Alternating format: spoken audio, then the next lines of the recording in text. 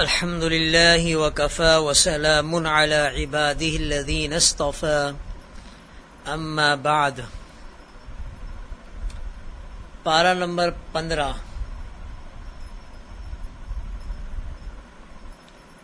سپارے کے اندر سورۃ الاسرا ہے اور سورہ اسرا مکی ہے.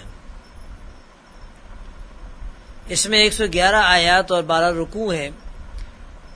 اسرا کا معنی ہے رات کو لے جانا، اور چونکہ اس صورت میں واقع معراج کا ذکر ہے جس میں ہمارے آقا صلی اللہ علیہ وسلم کو رات کے وقت مسجد حرام سے مسجد اقصی اور پھر وہاں سے آسمانوں پر لے جایا گیا تھا، اس لیے اسے سورہ اسرا کہا جاتا ہے. یہ واقعہ حضور اکرم صلی اللہ علیہ وسلم کا بہت بڑا معجزہ اور آپ کے لیے بہت بڑا اعزاز تھا. یہ اعزاز انسانوں میں ہمارے آقا صلی اللہ علیہ وسلم کے سوا کسی کو حاصل نہیں ہوا. یہ واقعہ بیداری کی حالت میں پیش آیا.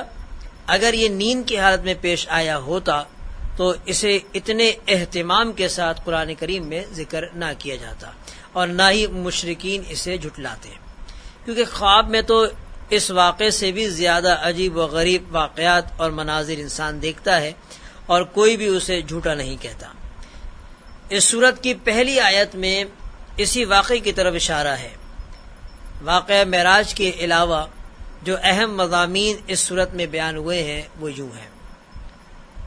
پہلی بات تو یہ ذکر ہوئی کہ بنی اسرائیل کو پہلے سے بتا دیا گیا تھا کہ تم ملک شام میں دوبارہ فساد مچاؤ گے اور دونوں بار ہم بطور سزا کے تمہارے اوپر اپنے بندوں کو مسلط کر دیں گے. چنانچہ پہلی مرتبہ جب انہوں نے تورات کی مخالفت کی اور حضرت شعیب علیہ السلام جیسے نبی کو ناحق قتل کیا تو ان پر بخت نصر اور اس کے لشکر کو مسلط کر دیا گیا، جو پورے ملک میں ایک کنارے سے دوسرے کنارے تک پھیل گئے. انہوں نے علماء اور رؤساء کو قتل کر دیا، تورات جلا ڈالی، بیت المقدس کو ویران کر دیا اور بہت سارے اسرائیلیوں کو گرفتار کر کے لے گئے. دوسری بار یہود کا فتنہ و فساد اس وقت عروج کو پہنچ گیا جب انہوں نے حضرت زکریا اور حضرت یحییٰ علیہ السلام کو شہید کیا اور وہ گناہوں میں حد سے بڑھ گئے تھے. اب کی بار بابل کا ایک بادشاہ جسے بیردوس یا خردوس کے نام سے یاد کیا جاتا ہے ان پر مسلط کر دیا گیا. یہی فتنہ و فساد یہود کی تاریخ رہی ہے. نبی کریم صلی اللہ علیہ وسلم کے زمانے میں بھی انہوں نے اپنے آبا کی روایت کے مطابق جب جرائم اور سازشوں کی راہ اختیار کی تو ان پر مسلمانوں کو غلبہ عطا کر دیا گیا تھا، جنہوں نے انہیں جزیرہ عرب سے نکال باہر کیا. ماضی قریب میں ہٹلر ان کے لیے خدائی کوڑا ثابت ہوا جس نے بے شمار یہودیوں کو قتل کیا اور بے شمار کو زندہ جلا ڈالا. آج پھر ان کا فتنہ و فساد عروج تک پہنچ گیا ہے. اب دیکھیے ان پر اللہ کا قہر کب نازل ہوتا ہے کہ پوری دنیا کے اندر جو فساد مچایا ہوا ہے وہ سارا کا سارا یہودیوں کا ہی مچایا ہوا ہے. قرآن کریم کی عظمت انسان کی فطرت و طبیعت میں داخل جلد بازی اور ہر انسان کے ساتھ اس کے عمل اور نتائج عمل کے لازم ہونے کا ذکر کرنے کے بعد اجتماعی زندگی کے تقریباً 13 اسلامی آداب و اخلاق بیان کیے گئے ہیں. حقیقت میں اخلاق و آداب ہی کی وجہ سے کوئی امت اور فرد عزت اور عظمت کے مستحق بنتے ہیں. بعض حضرات نے ان آداب کو معراج کا پیغام بھی قرار دیا ہے. یہ آداب جو آیت 23 سے آیت 39 تک مذکور ہے وہ یہ ہے کہ اللہ کے سوا کسی کی عبادت نہ کرو، والدین کے ساتھ بھلائی کرتے رہو، رشتہ داروں، مسکینوں اور مسافروں کو ان کا حق دو، مال کو فضول خرچی میں نہ اڑاؤ، نہ بخل کرو، نہ ہاتھ اتنا کشادہ رکھو کہ کل کو پچھتانا پڑے، اپنی اولاد کو مفلسی کے ڈر سے قتل نہ کرو، کسی جاندار کو ناحق قتل نہ کرو، یتیم کے مال میں ناجائز تصرف نہ کرو، وعدہ کرو تو اسے پورا کرو، ناپ تول پورا کیا کرو، جس چیز کے بارے میں تحقیق نہ ہو اس کے پیچھے نہ پڑو، زمین پر اکڑ کر نہ چلو. آخر میں دوبارہ کہہ دیا کہ اللہ کے سوا کسی کو معبود نہ بناؤ. مشرکین کے بارے میں بتایا گیا کہ وہ اللہ کی طرف بیٹیوں کی نسبت کرتے ہیں، اخروی زندگی کا انکار کرتے ہیں اور بڑے تعجب سے کہتے ہیں کہ کیا جب ہم مر کر بوسیدہ ہڈیاں اور چورا چورا ہو جائیں گے تو کیا ہمیں نئے سرے سے پیدا کیا جائے گا؟ حضور اکرم صلی اللہ علیہ وسلم سے حسی معجزات کا مطالبہ کرتے ہیں، کبھی کہتے ہیں کہ ہم ایمان تب لائیں گے جب آپ ہمارے لیے زمین سے چشمہ جاری کر دیں، کبھی کہتے ہیں کہ کھجوروں اور انگوروں کا باغ لہلا دیں، کبھی کہتے ہیں کہ ہمارے اوپر آسمان کا ٹکڑا گرا دیں یا اللہ اور فرشتوں کو ہمارے سامنے لے آئیں، کبھی کہتے ہیں تم اپنے لیے سونے کا گھر بنا کر دکھاؤ یا ہمارے سامنے آسمان پر چڑھ جاؤ اور وہاں سے کوئی تحریر لے کر آؤ۔ علاوہ ازیں اس صورت میں قرآن کریم کی عظمت و صداقت، اس کے نزول کے مقاصد اور اس کے معجزہ ہونے، اللہ کی طرف سے انسان کو تکریم دیے جانے، اسے روح اور زندگی جیسی نعمت کے عطا ہونے اور نبی کریم صلی اللہ علیہ وسلم کو نماز تہجد کا حکم دیے جانے اور حضرت موسیٰ علیہ السلام اور فرعون کا قصہ اور قرآن کریم کے تھوڑا تھوڑا نازل ہونے کی حکمت، ان جیسے مضامین بھی ذکر ہوئے ہیں۔ سورت کے اختتام پر بتایا گیا ہے کہ اللہ تعالی شریک اور اولاد سے پاک ہے اور وہ اسماء حسنہ کے ساتھ متصف ہے۔ سورہ اسراء کے بعد اسی 15ویں سپارے کے اندر سورہ کہف بھی ہے۔ یہ سورہ کہف مکی ہے، اس میں 110 آیات اور 12 رکوع ہیں۔ کہف غار کو کہتے ہیں اور چونکہ اس سورت میں غار والوں کا قصہ بیان کیا گیا ہے اس لیے اسے سورہ کہف کہا جاتا ہے۔ اس سورت کی فضیلت کے بارے میں متعدد احادیث وارد ہوئی ہیں۔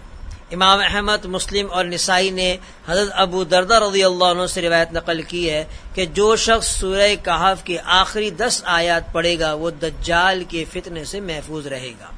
اہل علم کہتے ہیں کہ سنت یہ ہے کہ جمعے کے دن یا رات میں سورہ کہف پڑھی جائے، کیونکہ نبی کریم صلی اللہ علیہ وسلم نے فرمایا جو شخص جمعے کے دن سورہ کہف پڑھے گا اس کے لیے 2 جمعوں کے درمیان کو نور سے منور کر دیا جائے گا۔ سورہ کہف ان 5 سورتوں میں سے ایک سورت ہے جن کی ابتدا الحمدللہ سے ہوتی ہے۔ باقی 4 سورتیں یہ ہیں فاتحہ، سورہ انعام، سورہ سبا اور فاطر۔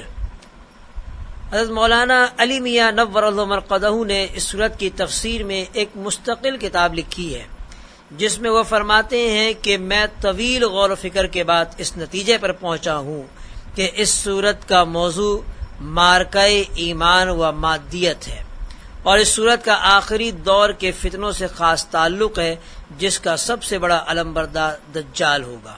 یہ سورت مسلمانوں کو دجال کے فتنے سے مقابلہ کے لیے تیار کرتی ہے۔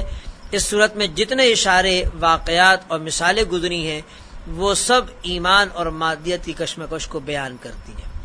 سورہ کہف میں 3 قصے اور 3 تمثیلیں بیان ہوئی ہیں۔ پہلا قصہ اصحاب کہف کا ہے۔ یہ وہ چند صاحب ایمان نوجوان تھے جنہیں دقیانوس نامی بادشاہ بت پرستی پر مجبور کرتا تھا۔ وہ ہر ایسے شخص کو قتل کر دیا کرتا تھا جو اس کی شرکیہ دعوت کو قبول نہیں کرتا تھا۔ ان نوجوانوں کو ایک طرف مال و دولت کے انبار، اونچے عہدوں پر تقرر اور معیار زندگی کی بلندی جیسی ترغیبات دی گئیں اور دوسری طرف ڈرایا دھمکایا گیا اور جان سے مار دینے کی دھمکیاں بھی دی گئیں۔ ان نوجوانوں نے ایمان کی حفاظت کو ہر چیز پر مقدم جانا اور اسے بچانے کے خاطر نکل کھڑے ہوئے۔ چلتے چلتے شہر سے بہت دور ایک پہاڑ کے غار تک پہنچ گئے۔ انہوں نے اس غار میں پناہ لینے کا ارادہ کیا۔ وہ جب غار میں داخل ہو گئے تو اللہ نے انہیں گہری نیند سلا دیا۔ یہاں وہ 309 سال تک سوتے رہے۔ جب نیند سے بیدار ہوئے تو کھانے کی فکر ہوئی۔ ان میں سے ایک کھانا خریدنے کے لیے شہر آیا، وہاں اسے پہچان لیا گیا۔ 3 صدیوں میں حالات بدل چکے تھے۔ اہل شرک کی حکومت کب کی ختم ہو چکی تھی اور اب موحد برسر اقتدار تھا، یعنی ایمان والا، توحید پہ قائم رہنے والا۔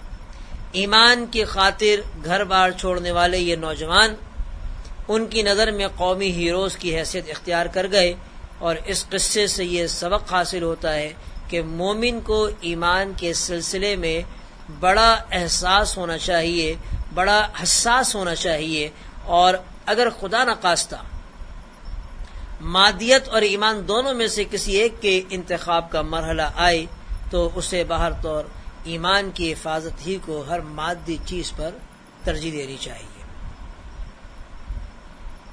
دوسرا قصہ سورہ کہف کے اندر حضرت موسیٰ اور حضرت خضر علیہ السلام کا ہے۔ سیدنا موسیٰ علیہ السلام کو جب اللہ کی طرف سے یہ اطلاع دی گئی کہ سمندر کے کنارے ایک ایسے صاحب رہتے ہیں جن کے پاس ایسا علم ہے جو آپ کے پاس نہیں، تو آپ ان کی تلاش میں نکل کھڑے ہوئے۔ چلتے چلتے آپ سمندر کے کنارے پہنچ گئے۔ یہاں آپ کی ملاقات حضرت خضر علیہ السلام سے ہوئی اور آپ نے ان سے ساتھ رہنے کی اجازت مانگی۔ انہوں نے اس شرط کے ساتھ اجازت دی کہ آپ کوئی سوال نہیں کریں گے۔ پھر 3 عجیب واقعات پیش آئے۔ پہلے واقعہ میں حضرت خضر علیہ السلام نے اس کشتی کو پھاڑ ڈالا جس کے مالکان نے انہیں کرایہ لیے بغیر بٹھا لیا تھا، اور دوسرے واقعہ میں ایک معصوم بچے کو قتل کر دیا، اور تیسرے واقعہ میں ایک ایسے گاؤں میں گرتی ہوئی بوسیدہ دیوار کی تعمیر شروع کر دی جس گاؤں والوں نے انہیں کھانا تک کھلانے سے انکار کر دیا تھا۔ حضرت موسیٰ علیہ السلام تینوں مواقع پر خاموش نہ رہ سکے اور بول پڑے کہ آپ نے ایسا کیوں کیا۔ تیسرے سوال کے بعد حضرت خضر علیہ السلام نے جدائی کا اعلان کر دیا کہ اب آپ میرے ساتھ نہیں چل سکتے۔ البتہ تینوں واقعات کی اصل حقیقت انہوں نے آپ کے سامنے بیان کر دی اور فرمایا کہ کشتی کا تختہ اس لیے توڑا تھا کیونکہ آگے ایک ظالم بادشاہ کے کارندے کھڑے تھے جو ہر سالم اور نئی کشتی زبردستی چھین رہے تھے۔ جب میں نے اسے عیبدار کر دیا تو یہ ظالم کے قبضے میں جانے سے بچ گئی، یوں ان غریبوں کا ذریعہ معاش محفوظ رہا۔ بچے کو اس لیے قتل کیا کیونکہ یہ بڑا ہو کر والدین کے لیے بہت بڑا فتنہ بن سکتا تھا، جس کی وجہ سے ممکن تھا کہ وہ انہیں کفر کی نجاست میں مبتلا کر دیتا، جبکہ اللہ نہیں چاہتا تھا کہ اس کے انتہائی نیک والدین محض اس کی محبت میں ایمان تک سے محروم ہو جائیں۔ اس لیے اللہ نے اسے مارنے کا اور اس کے بدلے انہیں با کردار اور محبت و اطاعت کرنے والی اولاد دینے کا فیصلہ فرمایا۔ گرتی ہوئی دیوار اس لیے تعمیر کی کیونکہ وہ 2 یتیم بچوں کی ملکیت تھی۔ ان کے والدین اللہ کے نیک بندے تھے۔ دیوار کے نیچے خزانہ پوشیدہ تھا، اگر وہ دیوار گر جاتی تو لوگ خزانہ لوٹ لیتے اور نیک والدین کے یہ 2 یتیم بچے اس سے محروم ہو جاتے۔ ہم نے اس دیوار کو تعمیر کر دیا تاکہ جوان ہونے کے بعد وہ اس خزانے کو نکال کر اپنے کام میں لا سکے۔ حضرت موسیٰ اور حضرت خضر علیہ السلام کے واقعے سے ہمیں یہ سبق ملتا ہے کہ ہمارے سامنے شب و روز جو واقعات پیش آتے ہیں، کسی کو جوانی یا بچپن میں موت آ جاتی ہے، کوئی کسی حادثے کا شکار ہو کر زخمی ہو جاتا ہے، کسی کی عمارت گر جاتی ہے، کسی کا چلتا ہوا کاروبار ٹھپ ہو جاتا ہے، تو ان تمام واقعات کے پس پردہ بڑی عجیب و غریب حکمتیں اور حقائق پوشیدہ ہوتے ہیں۔ اس دنیا کے ظاہر اور باطن میں بڑا اختلاف ہے۔ انسان کی نظر ظاہر میں الجھی رہتی ہے اور باطنی رازوں کے ادراک سے اس کی عقل قاصر رہ جاتی ہے۔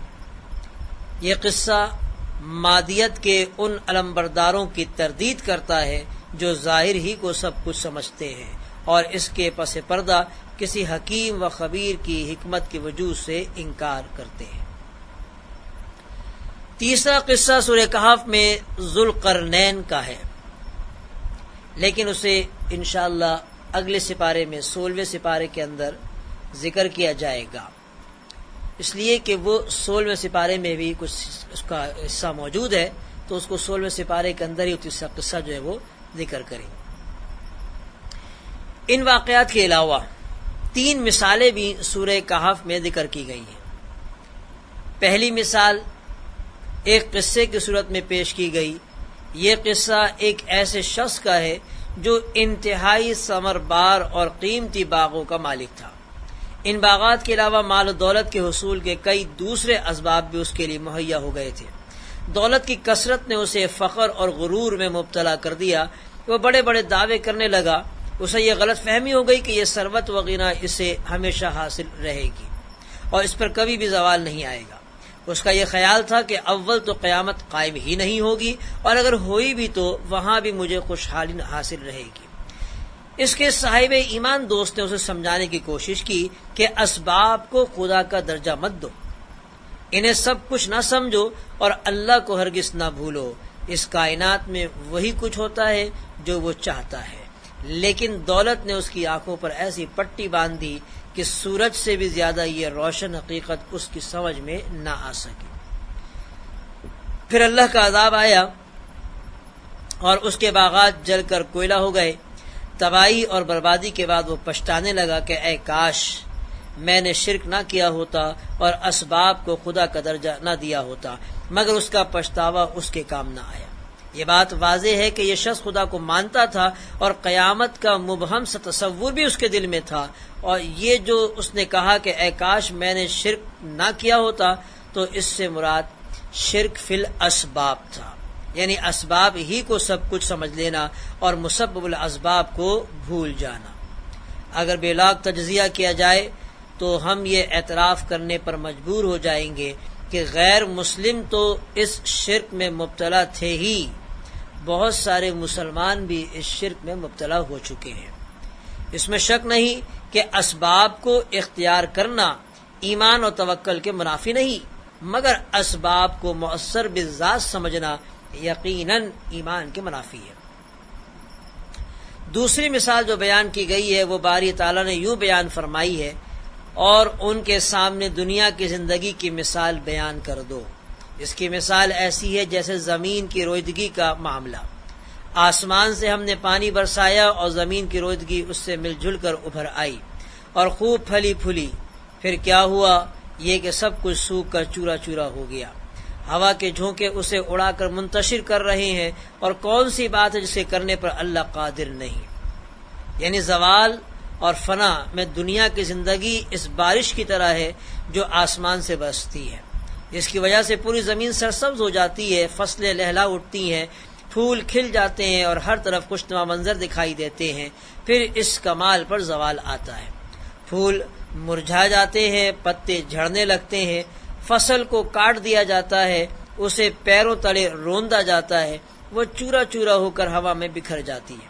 یہی حال دنیا کی نعمتوں کا ہے جو کہ زوال پذیر ہے۔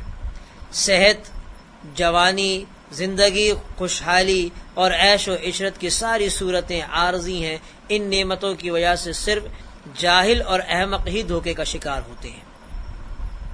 اصحاب عقل جانتے ہیں کہ یہ سب کچھ دنیا کی زندگی کا سامان اور زینت ہے، باقی رہنے والی اور ہمیشہ کی زندگی میں کام آنے والی چیزیں نیک اعمال ہیں، صدقہ خیرات ہے، ذکر و تلاوت ہے، اچھے اخلاق ہیں اور بنی نوع انسان کی سچی ہمدردی ہے۔ تیسری مثال تکبر اور غرور کی ہے، اور اسے حضرت آدم علیہ السلام کے ساتھ ابلیس کے قصے میں بیان کیا گیا۔ جب اس نے کبر و غرور کی وجہ سے اللہ کے حکم کے باوجود حضرت آدم علیہ السلام کے سامنے سجدہ کرنے سے انکار کر دیا تھا، تو اس کا خیال تھا کہ میں افضل ہوں، اور یہ کیسے ممکن ہے کہ افضل مفضول کے سامنے سجدہ کرے۔ اس قصے کے ضمن میں انسان کو سمجھایا گیا ہے کہ وہ کبھی بھی فخر اور گھمنڈ میں مبتلا نہ ہو اور اللہ کے حکموں کے سامنے منطق نہ لڑائے، کہ بندگی کا تقاضا تسلیم و انقیاد ہے، نہ کہ حجت بازی اور انکار۔ وآخر دعوانا ان الحمد للہ رب العالمین۔ www.darsulquran.com